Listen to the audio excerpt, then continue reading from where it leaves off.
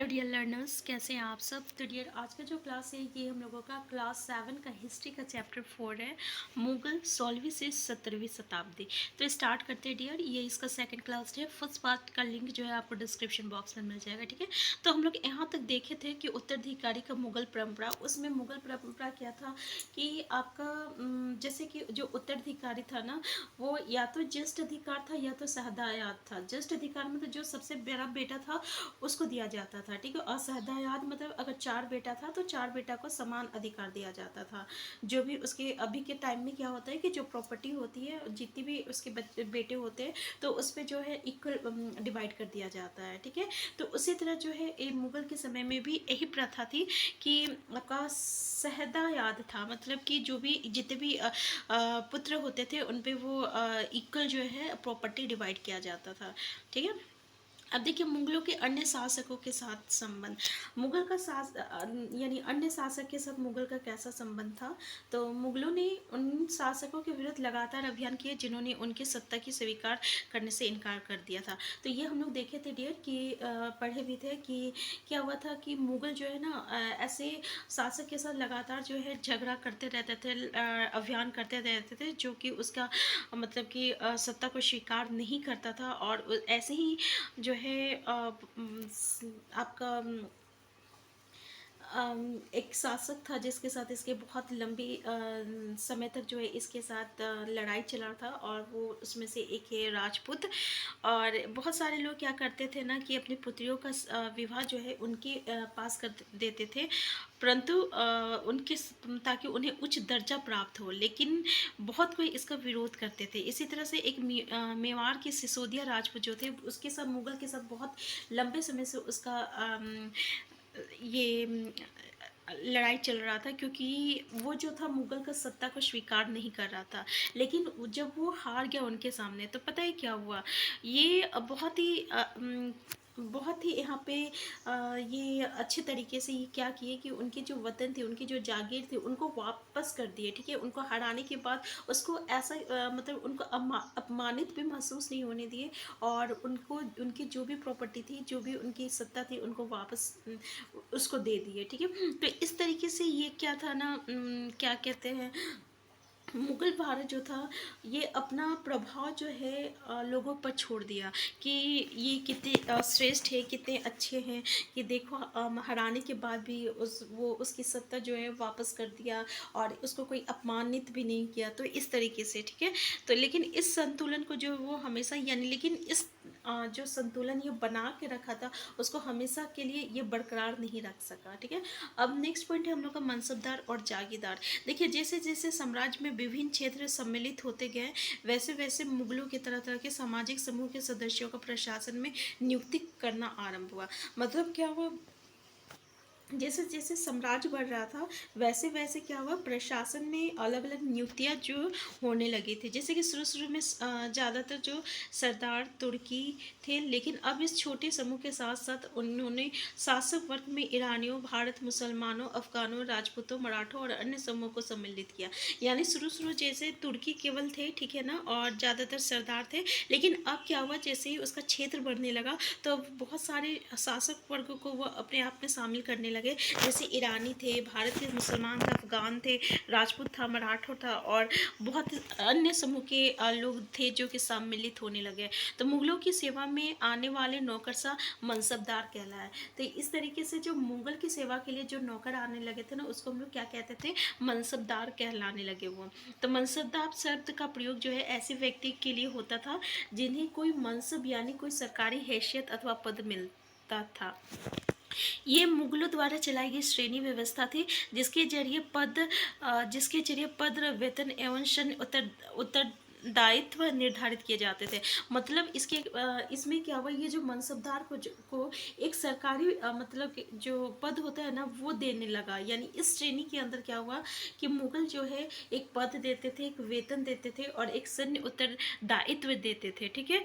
पद और वेतन का निर्धारण जात की संख्या पर निर्भर था, और जात की संख्या जितनी अधिक होती थी दरबार में अभिजात की प्रतिष्ठा उतनी ही बढ़ जाती थी, और उसका वेतन भी उतना ही अधिक था। देखिए बहुत ही बड़ी बात है ये कि ये जो पद और ये जो वेतन, ठीक है, ये जो निर्धारित होती थी, किस पे निर्धारित होती थी, तो ये जात पे निर्धारित होती थी। जितना ही अच्छा वो जात का था उतना ही ज़्यादा उसको वेतन मिलता था, ठीक है, और उतना ही ज़्यादा उसको दरबार में जो है आपका प्रतिष्ठा उसको बढ़ जाता था।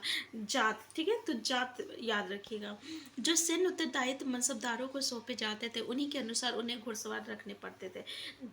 देखिए, जिस तरीके से उन्हें सैन्य उत्तरदायित्व मनसबदारों को सौंपी जाती थी उसी के तरीके से उसे घुड़सवार भी दिया जाता था। मनसबदार अपने सवारों को निरीक्षण के लिए लाते थे। वो अपने सैनिकों के घोड़ों के दगवाते थे एवं सैनिकों का पंजीकरण करवाते थे। इन कार्यवाहियों के बाद ही उन्हें सैनिकों को वेतन देने के लिए धन मिलता था। देखिए क्या है इसमें कि वो पहले अपने सवारों, मतलब उनके साथ जो सैन्य रहते थे, जो घुड़सवार रहते थे, सैन्य सैनिक, ठीक है ना, तो उनको वो क्या करते थे, उनके अपने सैनिकों के घोड़े को दगवाते थे और उनका सैनिक का पंजीकरण करते थे, ठीक है ना। और ये सब होने के बाद ही उसको सैनिक को वेतन देने के लिए मनसबदार को पैसा मिलता था, ठीक है, धन मिलता था। मनसबदार अपना वेतन राजस्व एकत्र करने वाले भूमि के रूप में पाते थे, जिन्हें जागीर कहते थे और जो तकरीबन इक्ताओं के समान थी। परंतु मनसबदार मुक्तियों से भिन्न अपनी जागीरों पर नहीं रहते थे और ना ही उन पर प्रशासन करते थे। उनके पास अपनी जागीरों से केवल राजस्व एकत्र करने का अधिकार था और ये राजस्व उनके नौकर उनके लिए एकत्र करते थे, जबकि वो स्वयं देश के किसी अन्य भाग में सेवारत रहते थे। लेकिन देखिए इसमें क्या बोल रहा है कि मनसबदार को जो है वेतन के तौर पर राजस्व एकत्र करने के लिए एक भूमि दिया जाता था जिसको जागीर कहा जाता था। ठीक वैसे ही जैसे कि हम लोग इक्ताओं के बारे में पढ़े थे, ये इक्ताओं ही के जैसा था। लेकिन इसमें क्या था ना कि मनसबदार था जो था वो अपने जागीर में रह नहीं सकते थे, ठीक है, यानी जो उसको क्षेत्र मिलता था, जो उसको इक्ता मिलता था, उस क्षेत्र पर वो रह नहीं सकते थे, बल वो प्रशासन करने के लिए कहीं और चले जाते थे, ठीक है। वहाँ पे बस वो उस क्षेत्र पे बस उसको राजस्व एकत्र करना पड़ता था और ये जो है उसका मतलब एकत्रित करने का अधिकार केवल था और ये उसका नौकर भी कर सकता था, जबकि वो क्या करता था, अलग अलग जगह पे जाके अपना सेवा देते थे, ठीक है। अकबर के शासनकाल में इन जागीरों का संवैधानिक पूर्वक आकलन किया जाता था ताकि इनका राजस्व मनसबदार के वेतन के तकरीबन बराबर रहे। देखिए क्या बोल रहा, अकबर के शासनकाल में इन जागीरों का सावधानी पूर्वक आकलन किया जाता था ताकि इनका राजस्व मनसबदार के वेतन के तकरीबन बराबर रहे। मतलब उसको जो क्षेत्र दिया जाता था, ठीक है ना, अपना राजस्व एकत्रित करने के लिए, तो उसको बहुत ही सावधानी तरीके से उसका आकलन किया जाता था कि ये उतना ही धन एकत्र होगा जितना कि हम मनसबदार को उसका वेतन देना है। क्लियर है, उससे कम भी नहीं होना चाहिए, उससे ज़्यादा भी नहीं होना चाहिए। अंग्रेजों के शासनकाल तक पहुंचते पहुंचते स्थिति बदल गई। अब प्राप्त राजस्व मनसबदार के वेतन से बहुत कम था। लेकिन जैसे जैसे अंग्रेज का शासन तक पहुंचा, ये जो है स्थिति बदल चुका था। अब जो राजस्व उन लोगों को मिलता था वो उसके वेतन से भी कम था।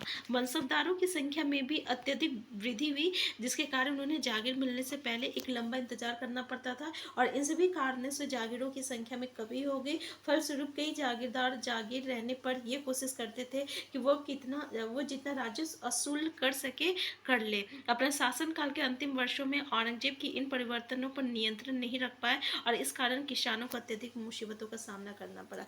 तो देखिए यहाँ पे क्या है ना कि जैसे जैसे जागीर मनसबदार जो है वो लोग बढ़ने लगे थे, तो जागीरों की संख्या जो है धीरे धीरे कम होने लगी थी। तो पहले अब तो क्या होने लगा ना कि उन लोगों को बहुत लंबा समय इंतजार करना पड़ता था, फिर उन्हें जो है जागीर मिलती थी और उससे वो राजस्व वसूल करते थे। तो इन लोगों को जब राजस्व जागीर मिलने लगी तो पता है वो ज़्यादा से ज़्यादा राजस्व जो है वसूल करने लगते थे और ठीक है। तो ये जो है आपका औरंगजेब इस पर नियंत्रण नहीं कर पाए थे और इसी कारण जो है जो किसान थे उन लोगों को बहुत ही मुसीबत का सामना करना पड़ा।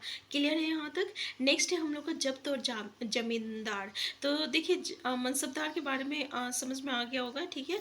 नेक्स्ट पॉइंट हम लोग का जब्त और जमींदार है। देखिए मुगलों की आमदनी का प्रमुख साधन किसानों की उपज से मिलने वाला राजस्व था।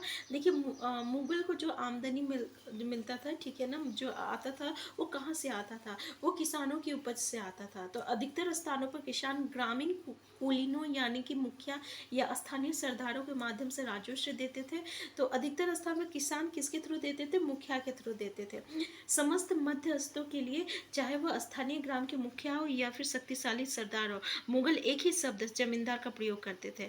तो क्या है कि हर जगह के लिए या एक मतलब कि चाहे वह स्थानीय ग्राम के मुखिया हो या शक्तिशाली सरदार हो, यानी बहुत ही शक्तिशाली सरदार है या मुखिया है, वो एक ही वर्ड का इस्तेमाल किया जाता था जमींदार के लिए। इसका मतलब क्या हुआ? अगर बहुत बड़ा शक्तिशाली, बहुत सरदार है, तब भी उसके लिए वो जमींदार का वर्ड यूज़ कर रहा है, और अगर वो गांव का मुखिया है तब भी वो किसके यूज़ कर रहा है? जमींदार का यूज़ कर रहा है। अकबर के राजस्व मंत्री टोडरमल ने 10 साल, ठीक है, 1570 से लेकर 1580 की कालावधि के लिए कृषि की पैदावार, कीमतों और कृषि भूमि का सावधानी पूर्वक सर्वेक्षण किया, और इन आंकड़ों के आधार पर प्रत्येक फसल पर नकद के रूप में कर या राजस्व निश्चित कर दिया गया। प्रत्येक सूबे प्रांत को राजस्व मंडलों में बांटा गया और प्रत्येक की हर फसल के राजस्व दर की अलग अलग सूची बनाई गई। राजस्व प्राप्त करने के लिए इस व्यवस्था को जब्त कहा जाता था। देखिए, अकबर के जो मंत्री थे आपका टोडरमल, वो क्या किए कि बहुत ही सावधानी पूर्वक जो है कृषि की जो पैदावार, उसकी कीमत और उसकी भूमि का वो सर्वेक्षण किया, और इसी आंकड़े के आधार पर जितने भी फसल थे उसको नकद के रूप में जो है राजस्व वो निश्चित किए। प्रत्येक सूबों यानी हर एक प्रांत से जो राजस्व मंडलों को बांट दिया गया, और जितने भी फसल थे, हर एक फसल के लिए अलग अलग जो है सूची बनाया गया कि किस फसल के लिए कितना राजस्व जो है देना चाहिए। और ये जो व्यवस्था थी ना राजस्व प्राप्त करने की, इस व्यवस्था को हम लोग जब्त कहा जाता था। तो समझ में आ गया ना जब्त किसको कहा जाता है। उन स्थानों पर प्रचलित थी जहां पर मुगल प्रशासनिक अधिकारी भूमि का निरीक्षण कर सकते थे और सावधानी पूर्वक उनका हिसाब रख सकते थे। ऐसा निरीक्षण गुजरात और बांग्ला जैसे प्रांतों में संभव नहीं हो पाया। तो देखिए कितनी ही सावधानी तरीके से यहाँ पे बहुत ही निरीक्षण किया जाने लगा, ठीक है ना। लेकिन ये जो है निरीक्षण आपका गुजरात और बंगाल जैसे जगह पे नहीं हो पाया था। कुछ क्षेत्र में जमींदार इतने शक्तिशाली थे कि मुगल प्रशासकों द्वारा शोषण किए जाने की स्थिति में वो विद्रोह कर सकते थे, और कभी कभी एक ही जाति के जमींदार और मुगल और किसान मुगल सत्ता के खिलाफ मिलकर विद्रोह कर देते थे। 17वीं शताब्दी के आखिर से ऐसे किसान विद्रोह ने मुगल साम्राज्य के अस्तित्व को चुनौती दी। तो देखिए कहीं कहीं जो थे आपके जो जमींदार लोग थे, वो लोग बहुत ही शक्तिशाली थे, ठीक है ना, और किसान लोग भी। तो वो लोग साथ मिलके क्या है किए कि राजा ये मुगल के विरोध हो गए, ठीक है। और 17वीं शताब्दी में आकर ऐसा हुआ कि वो उसके अस्तित्व यानी मुगल साम्राज्य को चुनौती भी दे दिया। क्लियर है यहाँ तक? मतलब ये जो राजस्व जो वसूलता था मुगल, ठीक है, आपका जमींदार से, तो कुछ कुछ जमींदार जो बहुत शक्तिशाली थे वो उसके अगेंस्ट में विरोध भी करने लगे, और साथ में किसान भी मिल गए, और फिर एक ऐसा टाइम आया जो कि उसको चुनौती दे दिया। किसको? तो आपका मुगल लोग को, ठीक है। तो शाहजहां के राज्यकाल को एक लघु चित्र के बयोरे जहां जहांगीर के समय के भ्रष्टाचार को दिखाया गया है। भ्रष्ट अफसर रिश्वत लेते हुए एक कर अधिकारी गरीब किसानों को सजा देते थे। आप यहाँ पे देख सकते ये फिगर में दिखाया गया है कि शाहजहां के शासनकाल में क्या होता था कि किस तरीके से वहाँ पे भ्रष्टाचार दिखाया गया है। कर लेने के लिए गरीब किसानों को किस तरीके से मारा जा रहा है, ठीक है। अब हम लोग देखते हैं अकबरनामा और आईने अखबारी के लिए।